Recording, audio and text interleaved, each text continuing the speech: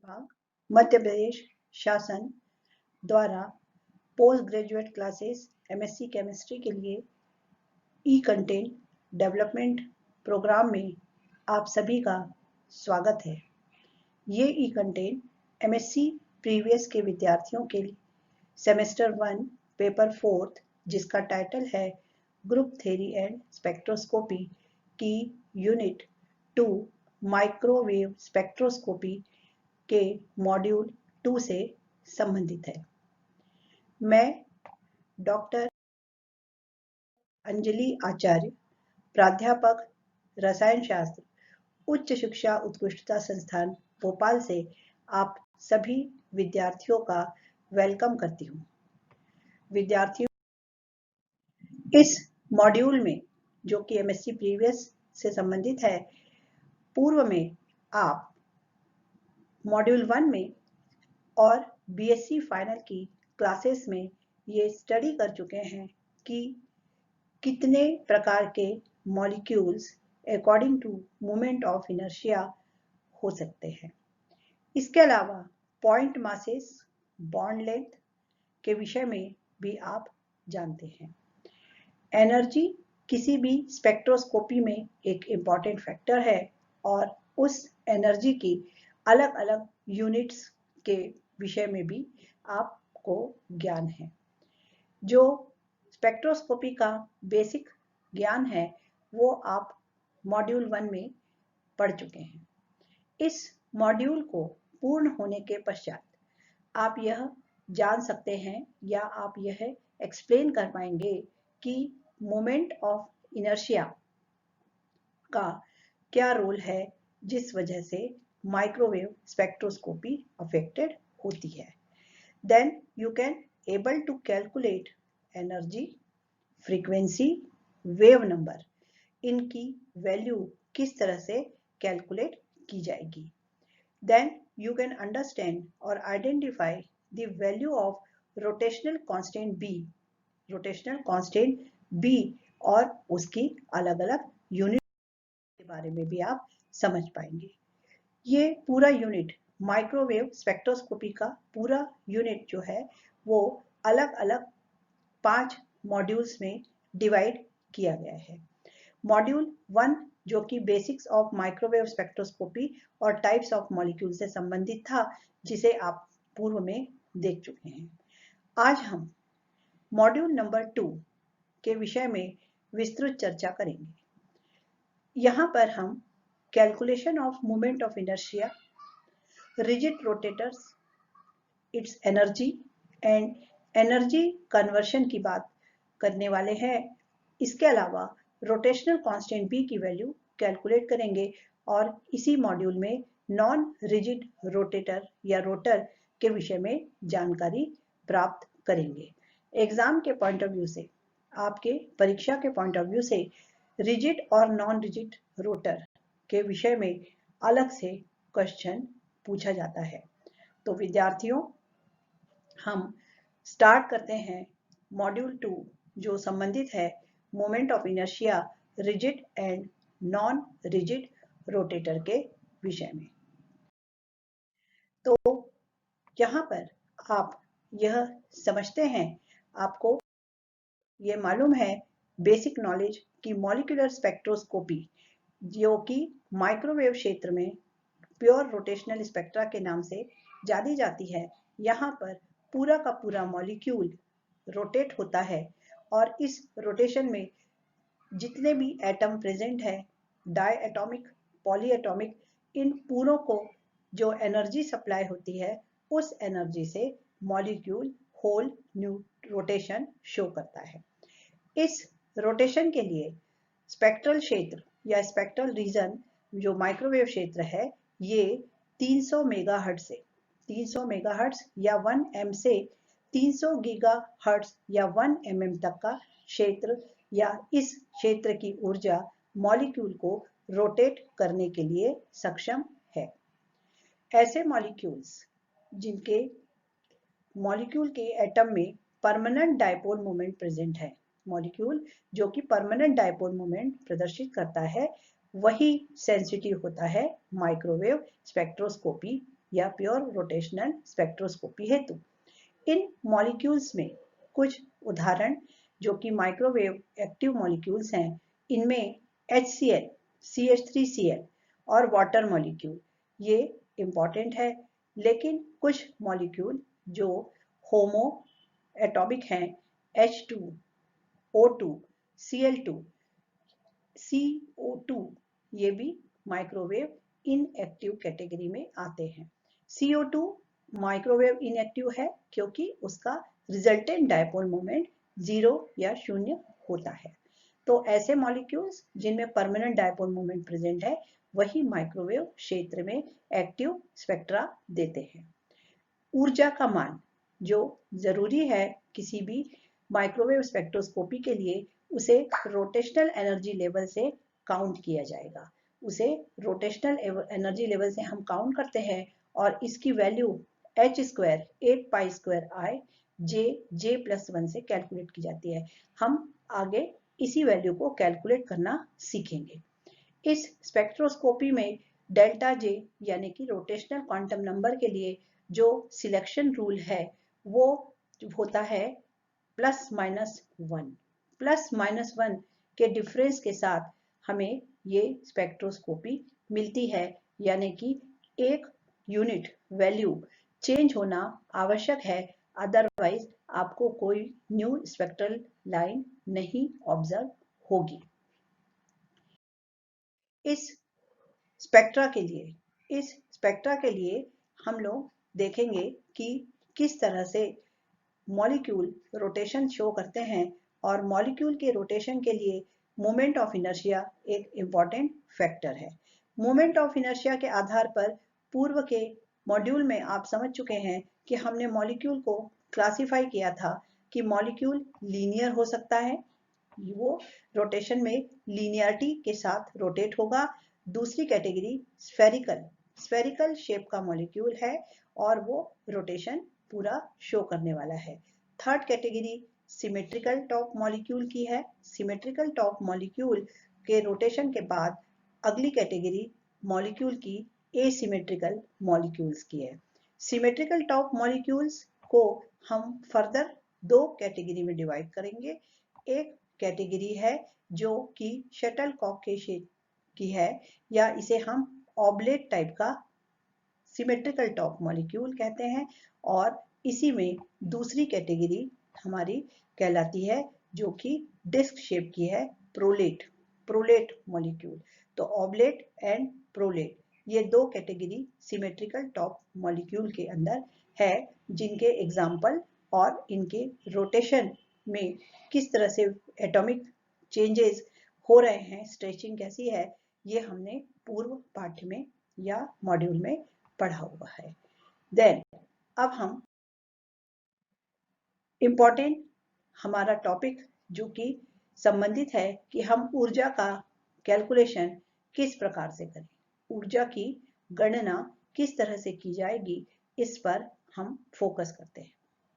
सबसे पहले ये बात आप ध्यान रखें कि यहाँ पर जो मोशन होने वाला है, मॉलिक्यूल का रोटेशन होने वाला है, यहाँ रोटेशनल मोशन इम्पॉर्टेंट है। आप ये जानते हैं कि मॉलिक्यूल के अंदर जब कोई ऊर्जा दी जाती है तो सबसे पहला उसका मोमेंटम लीनियर मोमेंटम कहलाता है। लीनियर मोमेंटम P की वैल्यू हम m × v से कैलकुलेट करते हैं। m से हमारा अर्थ मास है और v लीनियर वेलोसिटी है। तो m × v लीनियर मोमेंटम के द्वारा हम ज्ञात करते हैं। यहाँ पर मॉलिक्यूल में लीनियर मोमेंटम एंगुलर मोमेंटम में कन्वर्ट हो जाएगा और इस L की वैल्यू को हम I × ओमेगा से कैलकुलेट करते हैं। I से हमारा अर्थ मोमेंट ऑफ इनर्शिया है। I मोमेंट ऑफ इनर्शिया को प्रदर्शित करता है और ओमेगा उस मॉलिक्यूल की एंगुलर वेलोसिटी है। ये एक वेक्टर क्वांटिटी है। यहाँ पर ओमेगा एक वेक्टर क्वांटिटी है। It shows value and direction both. जो वैल्यू डायरेक्शन और उसका मान दोनों पर निर्भर करेगी। तो एंगुलर मोमेंटम का फॉर्मूला हमारे पास है L is equal to I omega, और m जो कि मास का सब्स्टिट्यूट है, जो मास है वो यहाँ पर I से सब्स्टिट्यूट हो रहा है, जो कि मोमेंट ऑफ इनर्शिया है। मोमेंट ऑफ इनर्शिया से हमारा तात्पर्य है कि कोई भी मॉलिक्यूल अपने मूवमेंट को स्टार्ट करने से पहले कुछ रेजिस्टेंस शो करता है, और उस रेजिस्टेंस के अगेंस्ट हमें टॉर्क या कार्य करना पड़ेगा, जिससे कि मॉलिक्यूल रोटेट हो सके या वो रोटेशन शो कर सके। तो हम समझ गए मोमेंट ऑफ इनर्शिया की वैल्यू L I ओमेगा से प्राप्त। मोमेंट ऑफ इनर्शिया को समझने के लिए इसको हम डिटेल में अगर समझें तो I की वैल्यू वेक्टर क्वांटिटी वैल्यू और डायरेक्शन दोनों ही शो करेगी, जैसे कि आप फिगर में देख रहे हैं। मान लीजिए कि ये मॉलिक्यूल जो कि आपका एंटी क्लॉकवाइज डायरेक्शन में मूव कर रहा है, तो एंटी क्लॉकवाइज डायरेक्शन के परपेंडिकुलर जो इसकी वैल्यू है या उसके अगेंस्ट हमें एक फोर्स लगाना होगा। इसी प्रकार से मॉलिक्यूल नंबर टू ये y एक्सिस की जगह सपोज z एक्सिस में है, और इसका भी रोटेशन जो है एंटी क्लॉक डायरेक्शन में हो रहा है। तो इसके राइट एंगल I की वैल्यू जो आप देख रहे हैं डायग्राम में, तो इस तरह से इसके अगेंस्ट हमको यहाँ पर फोर्स लगाना पड़ेगा। तो एंगुलर मोमेंटम जो कि I और ओमेगा से शो हो रहा है, अगर हम ये मान लें कि I की वैल्यू फिक्स है, I की वैल्यू दोनों ही कंडीशन में अगर यहाँ स्थिर है, तो L की वैल्यू किस पर डिपेंड करेगी? एंगुलर मोमेंटम पर, कि हम उसे किस डायरेक्शन में मूव करने वाले हैं या एंगुलर मोमेंटम कितना यहाँ होगा। तो इस चीज को समझने के लिए हमने ऐसे डिफाइन किया कि a quantity expressing a body tendency to resist angular momentum, angular momentum को रजिस्ट करने वाली वैल्यू को हम मोमेंट ऑफ इनर्शिया कहते हैं, और इसके लिए amount of force required to rotate a molecule, इस मॉलिक्यूल को रोटेट करने के लिए कुछ बल की जरूरत पड़ेगी। अलोंग द एक्सिस, हमने इसके पहले टाइप्स ऑफ मॉलिक्यूल्स में देखा था कि एक्सिस के अलोंग इस I के वैल्यू को हम, क्योंकि ये एक वेक्टर क्वांटिटी है, तो x एक्सिस, y एक्सिस और z एक्सिस के रिस्पेक्टिव हम इसे रिजॉल्व करते हैं। IA जो कि x एक्सिस पर है, IB जो कि z एक्सिस पर है, और IC ये तीनों अलग अलग एक्सिस पर रिजॉल्व वैल्यू है I की, और टोटल रिजल्टेंट वैल्यू इन्हीं एटम पे या इसी रिजोल्यूशन पर डिपेंड करेगी, निर्भर करने वाली है। अब यहाँ पर हम ये समझें कि एंगुलर वेलोसिटी जो है वो लीनियर वेलोसिटी और एंगुलर वेलोसिटी के में संबंध क्या है। तो हम यहाँ पर जो रूल फॉलो होता है मोमेंट ऑफ इनर्शिया के लिए, उसे हम कहते हैं right hand thumb rule. Right hand thumb rule से हमें ये मालूम होगा, मान लीजिए कि ये हमारा राइट हैंड का थंब है, इस थंब में थंब की जो डायरेक्शन है वो I को शो करेगी, और बाकी जो फिंगर्स, जो फोल्डेड फिंगर्स दिखाई दे रही हैं, इससे हमें रोटेशन करना है। तो रोटेशन किस डायरेक्शन में हो रहा है? हमारा इनर साइड, जो कि थंब के साइड इनर साइड है, इस साइड में रोटेशन होगा, और जो थंब है उस साइड में हमें I की वैल्यू मिलेगी। तो इस तरह से मॉलिक्यूल अगर IA कंडीशन में है, IB या IC कंडीशन में है, तो आप राइट हैंड थंब रूल से उसमें I की वैल्यू या वो फोर्स जो टॉर्क आपको लगाना है उसकी वैल्यू कैलकुलेट कर सकते हैं। हम देखते हैं कि मोमेंट ऑफ इनर्शिया को डिफाइन किया कि it as a ratio of a net angular momentum of a system of its angular velocity around a principal axis. आपको प्रिंसिपल एक्सिस की जानकारी अगर है, तो अराउंड प्रिंसिपल एक्सिस जो एंगुलर वेलोसिटी सिस्टम के अंदर लग रही है, तो नेट एंगुलर मोमेंटम सिस्टम की velocity right hand thumb rule से हमें आई की वैल्यू को डिफाइन करना होगा। If the angular momentum of a system is constant, यदि हमने एंगुलर मोमेंटम की वैल्यू को कांस्टेंट कर लिया, then the moment of inertia get smaller and angular velocity must be increase. अगर आपने देखा कि एंगुलर मोमेंटम किसी सिस्टम का अगर कांस्टेंट है और आई की वैल्यू स्मॉलर है, तो एंगुलर वेलोसिटी बढ़ जाएगी, उसकी वैल्यू जो है इंक्रीज हो जाएगी, ओमेगा की वैल्यू इंक्रीज हो जाएगी। तो हम मोमेंट ऑफ इनर्शिया का अर्थ समझ चुके हैं और यहाँ पर इसी फॉर्मूले को जो हमने L is equal to I into omega कहा था, इससे अगर I की वैल्यू कैलकुलेट करनी है तो L अपॉन ओमेगा से हम I की वैल्यू को कैलकुलेट करेंगे और हमें ये अंदाज हो जाएगा कि कितने फोर्स से या हमें कितनी एनर्जी देनी है जिससे कि मॉलिक्यूल रोटेशनल स्पेक्ट्रा के लिए एक्टिव है या एक्टिव होगा। I आप समझते हैं इनर्शिया की वैल्यू है, L एंगुलर मोमेंटम है और ओमेगा एंगुलर वेलोसिटी है। ये दोनों एंगुलर वेलोसिटी और I एक दूसरे के इनवर्सली प्रोपोर्शनल है, यानी आप ये समझ गए कि अगर I का मान अधिक है, I का मान अधिक है तो यहाँ पर एंगुलर वेलोसिटी कम हो जाएगी। I का मान अधिक है यानी मॉलिक्यूल काफी बल्की है। अब इसी आधार पर I के आधार पर हमने दो प्रकार के रोटर या रोटेटर मॉलिक्यूल्स के अंदर देखे हैं। एक कहलाता है रिजिड रोटेटर, दूसरा है नॉन रिजिड रोटेटर। तो आइए हम क्लियर करते हैं कि रिजिड रोटेटर क्या है और नॉन रिजिड रोटेटर क्या है। सबसे पहले रिजिड रोटेटर की बात करते हैं। कोई भी मॉलिक्यूल जो कि कुछ समय के लिए हम मान के चले कि मॉलिक्यूल जो है वो डाई एटॉमिक है, केवल उसमें दो ही एटम प्रेजेंट है।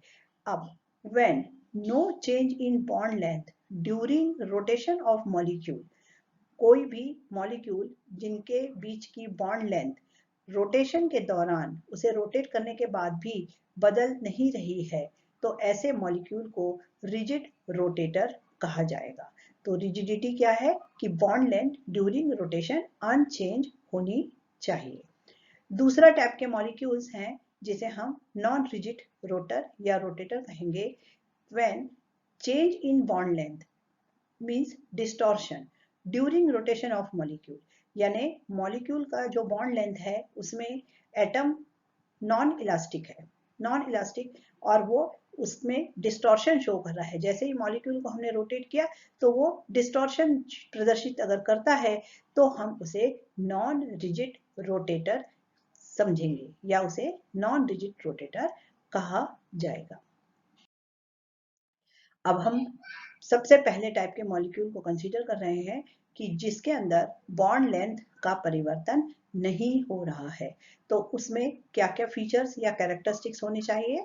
तो पहला कैरेक्टरिस्टिक्स है non rigid rotator means that the distance between the atom it's mean bond length does not change during rotation. ये मैंने आपको पूर्व में बताया कि उनके बीच में जो बॉन्ड लेंथ है उसमें कोई परिवर्तन रोटेशन के दौरान ना हो।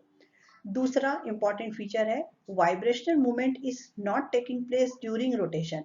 अगर मॉलिक्यूल ने एनर्जी गेन की है और वो एक्साइटेड कंडीशन में जाने वाला है तो उसमें रोटेशन तो ऑब्जर्व होगा लेकिन वाइब्रेशनल मोशन को हम अवॉइड कर रहे हैं या वो नहीं हो रहा है, कोई भी कंपन प्रदर्शित नहीं हो रहा है। तीसरा feature centre of mass of the molecule is fixed. Molecule का सेंटर ऑफ मास फिक्स है, इसलिए there is no transitional motion of the molecule. वहां पर जिस तरह से वाइब्रेशनल मोशन नहीं है उसी तरह से ट्रांसलेशन मोशन भी यहाँ मॉलिक्यूल प्रदर्शित नहीं करेगा। तो ऐसे मॉलिक्यूल को हम रिजिड रोटेटर कहेंगे। अगला फीचर है no real molecule can be identify ideally non rigid body. कोई भी मॉलिक्यूल आइडियली अगर हम कहें तो ऐसा पॉसिबल नहीं है, बट मेनी मॉलिक्यूल्स में be called as rigid because their vibration motion is small. ऐसे बहुत से मॉलिक्यूल जिनमें वाइब्रेशनल मोशन काफी कम अमाउंट में है, निग्लिजिबल अमाउंट में है, उन्हीं मॉलिक्यूल को हम रिजिड रोटेटर की कैटेगरी में रखते हैं। तो हम ये समझ चुके हैं कि रिजिड रोटर जो है यहाँ पर bond length during rotation fix रहने वाली है। इसको हम एक डायग्रामेटिक रिप्रेजेंटेशन दे रहे हैं जो कि आप स्लाइड के अंदर देख रहे हो। यहाँ पर एक डाई एटॉमिक मॉलिक्यूल है जिसमें M1 और M2 उसके दो एटम है। मान लीजिए ये HCl का ही मॉलिक्यूल है, तो यहाँ पर M2 का मास हायर है M1 से, तो M1 M2 और सेंटर ऑफ मास जो कि O से प्रदर्शित किया जा रहा है, यहाँ से इसकी बॉन्ड लेंथ पहले मॉलिक्यूल की R1 है और दूसरे मॉलिक्यूल की R2 है। टोटल मीन जो बॉन्ड लेंथ है वो स्मॉल r से शो हो रही है, तो R1 प्लस R2 R के इक्वल है। तो ये एक रिजिड डाई एटॉमिक मॉलिक्यूल है। इस रिजिड डाई एटॉमिक मॉलिक्यूल को अगर हम एक्सिस ऑफ रोटेशन से रोटेट करें तो क्या होगा, आप देखिए ये M1 मॉलिक्यूल जो है वो एंटी क्लॉकवाइज डायरेक्शन में इस तरह से मूव होगा और R2 जो कि हमारा मॉलिक्यूल है वो अंदर जो हैवी मॉलिक्यूल है वो R2 के साथ इनर ऑर्बिट के अंदर यहाँ पर ये एक रोटेशनल मोशन शो करेगा और ये मूवमेंट जो है इसका राइट हैंड थंब रूल से गवर्न होगा। तो रिजिड रोटेटर क्या है, इसकी एक्सिस ऑफ सिमेट्री कहाँ है, एक्सिस ऑफ रोटेशन क्या है और मॉलिक्यूल के एटम किस तरह से बिना बॉन्ड लेंथ को चेंज किए मूव कर रहे हैं, यह आप समझ चुके हैं। तो ये हमारा पहला रिजिड रोटेटर है जिसके लिए हम यहाँ पर अलग अलग एनर्जी का कैलकुलेशन करने वाले हैं। तो हम लोग स्टार्ट करते हैं जो रिजिड रोटेटर के साथ calculation of energy for rigid rotator. Rigid rotator की एनर्जी को कैलकुलेट करने के लिए सबसे पहले आपको ये मालूम है कि लीनियर वेलोसिटी हाफ mv² से शो होती है। तो हाफ mv² जो है हमारी लीनियर वेलोसिटी में एनर्जी की वैल्यू है। इस एनर्जी की वैल्यू को अगर हम एंगुलर वेलोसिटी से, क्योंकि रोटेशन होने वाला है तो लीनियर वेलोसिटी जो v से शो हो रही थी उसकी एनर्जी हाफ mv² से शो हो रही है, तो एंगुलर वेलोसिटी की वैल्यू को m को हम रिप्लेस करेंगे I से। पूर्व में मैंने आपको बताया कि मास मोमेंट ऑफ इनर्शिया से और linear velocity angular velocity omega से रिप्लेस होगी, तो E की value half I omega square से रिप्लेस हो जाएगी। तो ये हमारी इक्वेशन नंबर 1 है, हाफ I ओमेगा स्क्वायर। ये एनर्जी का मान हमको रखना पड़ेगा। अब यहाँ पर ये जो I ओमेगा है, I ओमेगा का जो मान है ये h/2π का कोई इंटीग्रल मल्टीपल होगा। mv जो है जिस तरह से इंटीग्रल मल्टीपल होता है प्रिंसिपल क्वांटम नंबर का, उसी तरह से यहाँ पर जो हमारे रोटेशनल लेवल्स हैं जिसे हम j से शो कर रहे हैं, तो ये I ओमेगा इंटीग्रल मल्टीपल है JH/2π का। यहाँ j का मतलब रोटेशनल क्वांटम नंबर है और इसे इक्वेशन नंबर 2 से हम प्रदर्शित कर रहे हैं। यहाँ पर I ओमेगा की वैल्यू जो JH/2π है, इसको इक्वेशन नंबर 1 में हम पुट करते हैं क्योंकि हमें एनर्जी को कैलकुलेट करना है। So we put the value of I omega in equation number 1। Equation number 1 में रोटेशनल एनर्जी की वैल्यू कितनी आई थी, हाफ I ओमेगा स्क्वायर, और इस वैल्यू को आप यहाँ पर JH/2π के टर्म में रखेंगे तो ये क्या हो जाएगी, आपकी वैल्यू J² H² और 8π²। 8π² कैसे आई आपकी, 2π², 2 इंटू 2 किया आपने तो 2π² हो जाएगी यहाँ पर, और उसको हाफ से मल्टीप्लाई करेंगे तो 4 इंटू 2 8 हो जाएगी। तो ये रोटेशनल एनर्जी वैल्यू आ गई हमारी, H² J² 8π²I। This is rotational energy required to rotate a particular molecule। तो इस वैल्यू में E की वैल्यू जो हमने निकाली है उस वैल्यू में J से मतलब आपका रोटेशनल क्वांटम नंबर है, I मोमेंट ऑफ इनर्शिया को शो कर रहा है जो कि मॉलिक्यूल का टॉर्क है, H प्लैंक्स का स्थिरांक है और ओमेगा एंगुलर मोमेंटम है। तो एनर्जी जो कि रिजिड रोटेटर की है H² J² 8π² से प्रदर्शित की जाएगी। अब जब तक आप ऊर्जा में, एनर्जी में चेंज नहीं लाते, चेंज इन एनर्जी नहीं करेंगे, तब तक आपको कोई नई स्पेक्ट्रल लाइन नहीं दिखाई देगी। एक वैल्यू से दूसरे वैल्यू में मॉलिक्यूल को जंप करना होगा या मॉलिक्यूल रोटेशनल चेंज दिखाएगा। तो इसीलिए अब हम कैलकुलेट कर रहे हैं चेंज इन एनर्जी।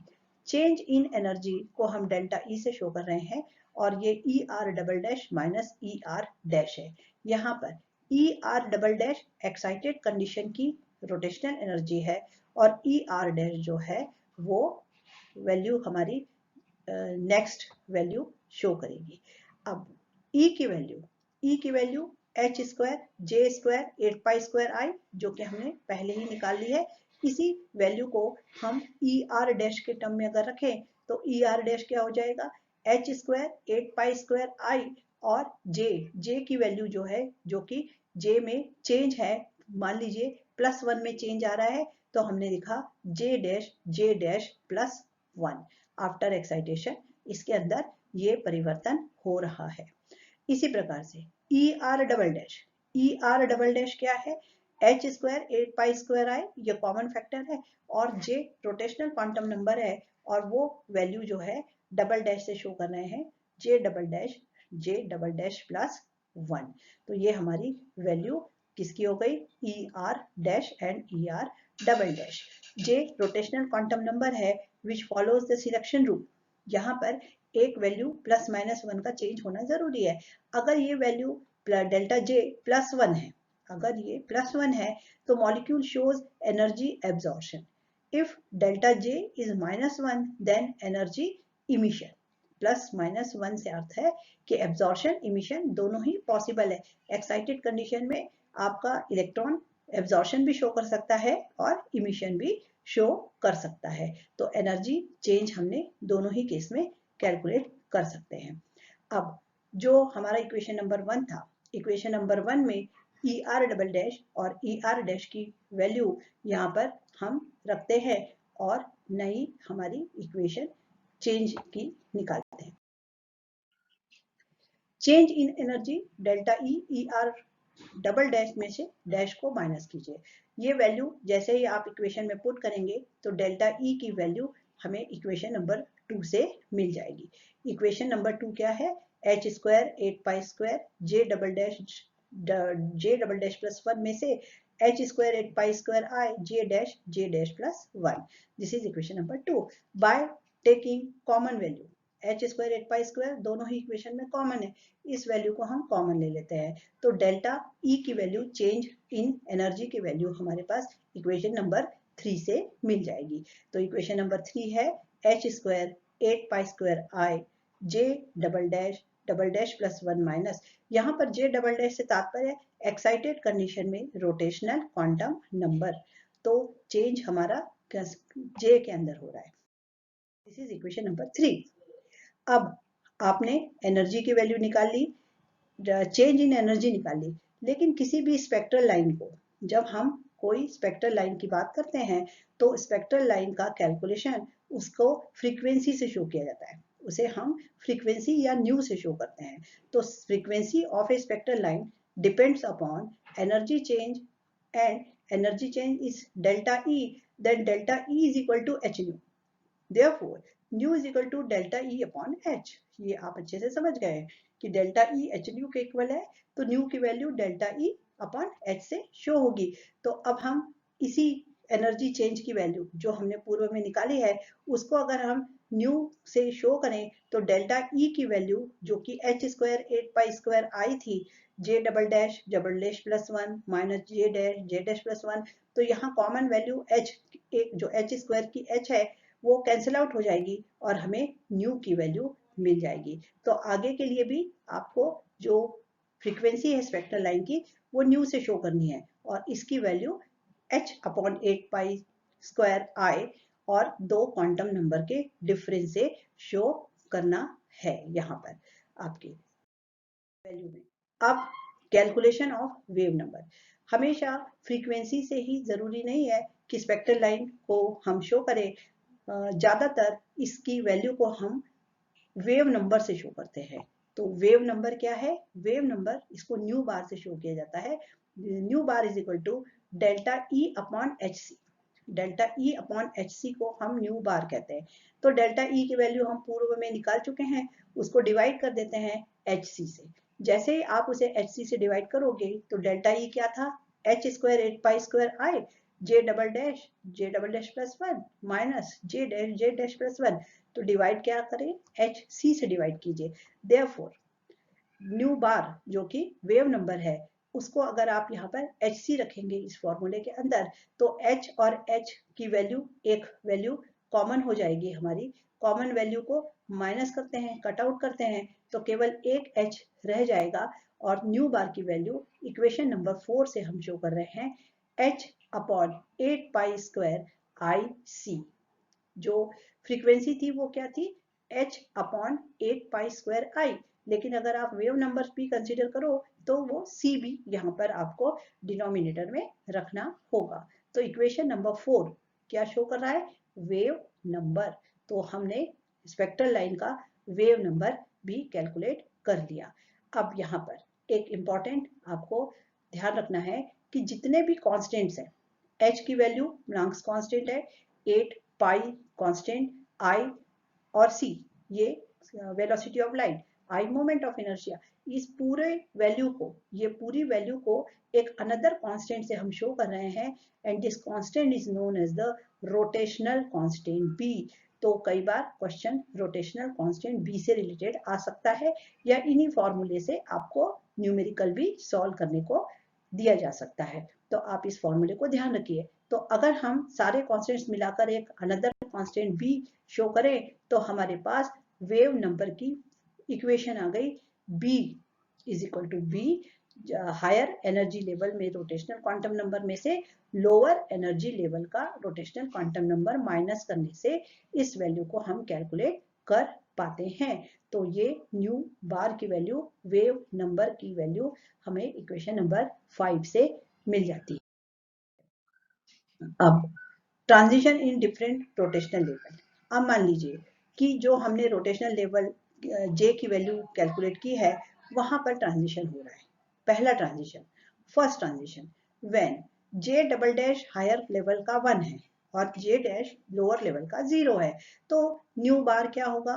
तो क्या होगा हमारी value? B J double dash plus 1। तो 1 1 प्लस 1 माइनस जे डैश 0 है, 0 प्लस 1, तो आप इसे कैलकुलेट कीजिए। तो क्या आ गया? 2b। तो पहली स्पेक्ट्रल लाइन J0 से J डबल डैश 1 में 2b के डिफरेंस पर हमको पहली स्पेक्ट्रल लाइन मिलेगी।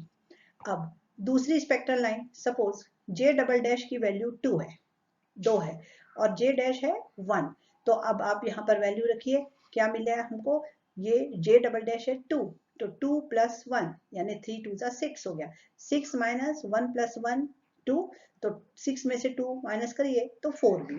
तो सेकेंड वैल्यू हमको कहाँ पर मिली स्पेक्ट्रल लाइन की? 4b पर मिलेगी।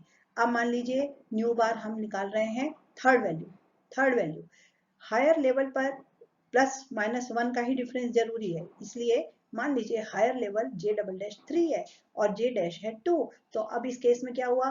3 प्लस 1, तो ये हो गया 4 और ये हो गया 12। 2 प्लस 1 3, तो 12 में से 6 माइनस कीजिए, क्या आ गया? 6b।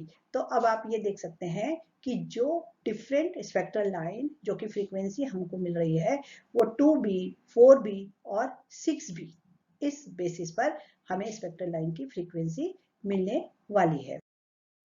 अब frequency and wave number of spectral lines यदि हमने देखा तो J dash 1 2 2b 4b 6b और डिफरेंस हमेशा 2b का है। अब यहाँ पर यूनिट देख लेते हैं, एनर्जी की वैल्यू किस यूनिट में होगी। तो अगर एनर्जी की वैल्यू जूल्स में है, किसमें? जूल्स में है, तो हमारे पास फॉर्मूला था h square 8 pi square I J dash plus 1। तो ये वैल्यू हो गई आपकी जूल्स में। अगर सेंटीमीटर में है, एनर्जी की वैल्यू सेंटीमीटर में है, तो उस केस में E की value h upon 8 pi square I C add हो जाएगा। आपको पहले बताया मैंने कि h में से एक h कैंसिल आउट हो जाएगा और ये वैल्यू किसके बराबर हो जाएगी? c के बराबर हो जाएगी। तो ये दोनों ही वैल्यू जो है एनर्जी की वैल्यू हमारी जूल्स में और सेंटीमीटर में। तो ये न्यूमेरिकल के लिए आप ध्यान रखिएगा कि किस तरह से वैल्यू डिफर होने वाली है, और डिफरेंस हमेशा 2b का ही होगा, 2 के डिफरेंस पर मिलेगा, है ना। तो अब रोटेशनल क्वांटम नंबर जे की value possible value selection rule plus minus 1 से अगर कैलकुलेट करें तो जे 0 1 2 3 4, अब स्पेक्ट्रल लाइन पहली 0 to 1 2b, 1 to 2 जो है 4b, 2 to 3 6b, 3 to 4 8b, और अगर इस वैल्यू को कैलकुलेट करें हम सिलेक्शन रूल से तो हमारी स्पेक्ट्रल लाइंस जो है वो 0 to 1 2b, 0 to 2, ये टोटल करें तो क्या आ गया 6b, 0 to 3 टोटल कीजिए पूरा तो 12b पर, और ये फुल वैल्यू अगर कैलकुलेट करें 0 to 4 तो 20b पर, तो 2b 6b 12b 20b ये हमारे टोटल स्पेक्ट्रल लाइंस के लिए सिलेक्शन रूल के हिसाब से हमको वैल्यू मिलने वाली है। तो इस स्पेक्ट्रा को अगर हम देखें जो कि इंटेंसिटी वर्सेस एनर्जी है, तो ये स्पेक्ट्रा जो कि माइक्रोवेव स्पेक्ट्रा है उसमें जो 2b के डिफरेंस के ऊपर हमको स्पेक्ट्रल लाइंस जो है रिजोल्यूशन के साथ इस प्रकार से स्पेक्ट्रा प्राप्त होने वाला है। तो ये हमारा स्पेक्ट्रा रिजिड रोटेटर का स्पेक्ट्रा है। इसमें आपने एनर्जी का चेंज, फ्रीक्वेंसी और वेव नंबर के टर्म में इसे कैलकुलेट करके इस स्पेक्ट्रा को ऑब्जर्व किया है। The transition between the various rotational level and spectral line arises from this transition, ये हम यहाँ पर शो कर रहे हैं। अब हम दूसरे टाइप के रोटेटर को लेते हैं। हमारा रोटेटर अब अगर एक्चुअल रोटेटर है या जिसे हम नॉन रिजिड रोटर हमने कहा है, इसमें क्या फर्क आएगा। तो नॉन रिजिड रोटर का मतलब है the rigid rotor shows we consider before present and ideal cases, and actually when a molecule rotates its atom experience a centrifugal force. यह पॉसिबल नहीं है कि बिल्कुल भी वाइब्रेशनल हो ही ना मॉलिक्यूल में, उसके जो एटम्स है वो कुछ ना कुछ सेंट्रीफ्यूगल फोर्स उनमें ऑब्जर्व होगा। तो उस सेंट्रीफ्यूगल फोर्स की वजह से since the bonds are elastic to some extent, bond कुछ एक्सटेंट तक इलास्टिक है, तो non rigid molecules rotate the centrifugal force lead to be stretching of the bond, यानी बॉन्ड यहाँ पर रोटेशन के दौरान स्ट्रेचिंग शो जरूर करेगा। तो हम नॉन रिजिड रोटर की बात करते हैं। The stretching lead to an increase in bond length, थोड़ा सा बॉन्ड अगर स्ट्रेच होता है तो उसमें बॉन्ड लेंथ में इंक्रीज होगा, hence the increase in the moment of inertia. अब अगर आई की वैल्यू चेंज हो रही है तो बॉन्ड लेंथ में इंक्रीज होने की वजह से moment of inertia I somewhat change होने वाला है। तो इस आधार पे as a result of this the decrease in separation between the rotational energy level and also in spectral line, आप ये ध्यान रखिए कि I की वैल्यू को बदलने की वजह से जो रिजिड रोटेटर केस में सेपरेशन था, जहां पर 2b के डिफरेंस पर हमें रोटेशनल लाइंस दिख रही थी, वो सेपरेशन कुछ क्लोज हो जाएगा, कुछ कम हो जाएगा, और इस वजह से स्पेक्ट्रल लाइन के अंदर भी क्लोज सेपरेशन नजर आए।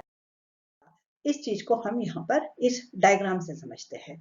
तो effect of centrifuge distortion of a energy of a diatomic rotor, rotor हमारा एक बार हम कंसीडर कर रहे हैं रिजिड है और सेकेंड टाइम हम कह रहे हैं वो नॉन रिजिड रोटर है। अब रिजिड रोटर आपको पूर्व में बताया मैंने 0 to 1 2b 4b 6b 8b इस एनर्जी लेवल में हमें रोटेशनल लाइंस मिलने वाली है। अब अगर वो इलास्टिक बॉन्ड थोड़ा सा स्ट्रेचिंग शो कर रहा है, आई की वैल्यू कोई डिक्रीज हो रही है, तो ये जो पहली वैल्यू है 0 to 0 1 to 1, तो यहाँ पर जो वैल्यू है वो 2b 4b 6b 8b से समवॉट डिफरेंट होगी। वो डिफरेंट वैल्यू हम एनर्जी के कैलकुलेशन से अगर निकालें तो पहली वैल्यू हमको 2b माइनस 4d में से 4d डिस्टॉर्शन फोर्स है, इससे कुछ कम मिल जाएगी। दूसरी वैल्यू 6b की वैल्यू 6b में से 36d माइनस हो जाएगा।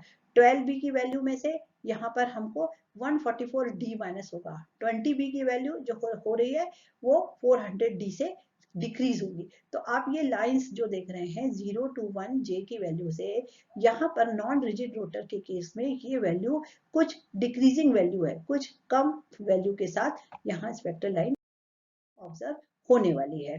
तो वेव नंबर जो फॉर्मूला है एनर्जी, एनर्जी चेंज, फ्रीक्वेंसी और वेव नंबर, इस वैल्यू को जब हम कैलकुलेट करते हैं तो ये वैल्यू डिस्टॉर्शन की वजह से BJ+1 हमारा फॉर्मूला है रिजिड रोटेटर का, उसमें से एक सेंट्रीफ्यूग डिस्टॉर्शन कांस्टेंट माइनस करना पड़ेगा और वो है DJ² J+1²।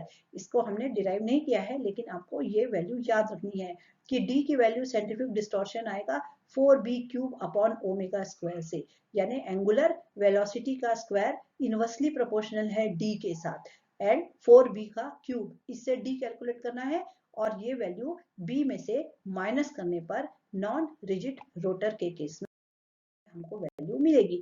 तो ये एनर्जी वैल्यू समवॉट डिफरेंट है, कुछ वैल्यू डिक्रीज के साथ हमको ये वैल्यू नॉन रिजिड की मिलने वाली है। नॉन रिजिड के केस में when the value of D is obtained from the spectral result is always very much less than B, B से छोटी होगी. The spectra of non-rigid molecule will show a decrease in spacing between the rotational level, but here the decrease will be comparatively much smaller. तो हम ये समझ गए rigid और non-rigid rotor में क्या डिफरेंस है, यहाँ पर हमको डिस्टॉर्शन कांस्टेंट कंसीडर करना होगा। तो हमने अपना जो लेसन स्टडी किया उसको अगर हम समराइज करें, उसकी समरी देखें तो हम वन बाय वन कह सकते हैं for a molecule to show rotational spectra the requirement should be meet. Number 1, the first condition which a molecule should satisfy showing the rotational spectra possess a permanent dipole moment. Molecule में permanent dipole moment होना आवश्यक है. Second point, this is because rotation of a dipole produce an oscillatory electric field which interact with the oscillating field of the radiation. जो radiation sufficient है उससे वो permanent dipole moment से oscillatory moment होने वाला है. There is restriction to rotational transition for molecule, जो कि restriction ये follow करेगा कि वो +-1 के डिफरेंस पे, J की वैल्यू +-1 के डिफरेंस पर हो, वही हमें ऑब्जर्व होंगी. So transition should be rotational level में J 0 to 1, 1 to 2, 2 to 3, 3 to 4 और इसी प्रकार से हमको ट्रांजिशनल में स्पेक्ट्रल लाइंस प्राप्त होंगी. तो ये हमने इस मॉड्यूल की समरी की. अब अगर आपको फर्दर और भी डिटेल में ये स्पेक्ट्रा की स्टडी करनी है तो ये कुछ बुक्स के नाम मैंने आपको रेफरेंस के लिए दिए हैं, इन्हें आप जरूर स्टडी करें. आपको बुक्स जो है वो अवेलेबल हैं, इन्हें आप देखिएगा. अब कुछ क्वेश्चन से हम जो हमने मॉड्यूल किया उसे असेस कर लेते हैं. सिंपल छोटे छोटे ऑब्जेक्टिव क्वेश्चंस हैं. पहला क्वेश्चन है homonuclear diatomic molecules are dash active. Answer क्या है, अगर होमोन्यूक्लियर डायएटॉमिक मॉलिक्यूल है इनएक्टिव है तो वो क्या, माइक्रोवेव इनएक्टिव है. अब एक दूसरा क्वेश्चन है calculate the energy in terms of wave number. J = 7 के लिए एनर्जी कैलकुलेट कीजिए. तो J = 7 के लिए आप कैसे एनर्जी कैलकुलेट करेंगे, J+1, 7 की वैल्यू रखिए तो 7 + 1 8 और 8 × 7 56B. आंसर क्या होगा 56B. Third question, what is the selection rule for rigid diatomic molecule. ये आप जानते हैं +-1 का डिफरेंस आपको रखना होगा मॉलिक्यूल अगर स्पेक्ट्रा शो कर रहा है तो. एक क्वेश्चन दिया larger the number of molecule present in a particular state greater will be. ज्यादा मॉलिक्यूल प्रेजेंट हैं तो ज्यादा क्या होगा, वेवलेंथ बढ़ जाएगी, वेव नंबर बढ़ेगा, इंटेंसिटी बढ़ेगी कि फ्रीक्वेंसी बढ़ेगी. तो आंसर है इंटेंसिटी. हमें ज्यादा इंटेंस स्पेक्ट्रा मिलेगा, इंटेंसिटी तीव्रता बढ़ जाएगी. और एक क्वेश्चन कि व्हेन I यानी moment of inertia decreases, rotational energy I और रोटेशनल एनर्जी में क्या होगा, इंक्रीजेज, डिक्रीजेज, नो चेंज या जीरो. तो आंसर क्या है इंक्रीजेज. अगर I डिक्रीज हुआ तो रोटेशनल एनर्जी इंक्रीज हो जाएगी. तो इस प्रकार हमने कुछ छोटे छोटे क्वेश्चन से अपने जो नॉलेज गेन किया है उसको चेक कर लिया. तो जहां तक मैं समझती हूँ कि आप ये समझ चुके हैं कि प्योर रोटेशनल माइक्रोवेव स्पेक्ट्रोस्कोपी में एनर्जी, वेव नंबर और उसकी स्पेक्ट्रल लाइन की फ्रीक्वेंसी हम किस तरह से निकालेंगे। और दो तरह के रोटेटर हैं, एक रिजिड और non rigid. Non rigid rotator actual rotator है जहां डिस्टॉर्शन फोर्स को कैलकुलेट किया गया है। आई होप आपको ये लेसन एग्जाम में जरूर काम आने वाला है। तो मैं हायर एजुकेशन और इंस्टीट्यूट फॉर एक्सीलेंस की टीम को थैंक्स बोलती हूँ और ये चाहूँगी कि इसके नेक्स्ट मॉड्यूल को आप जरूर स्टडी करेंगे जिससे कि माइक्रोवेव स्पेक्ट्रोस्कोपी आप अच्छे से समझ सकें। Thank you very much.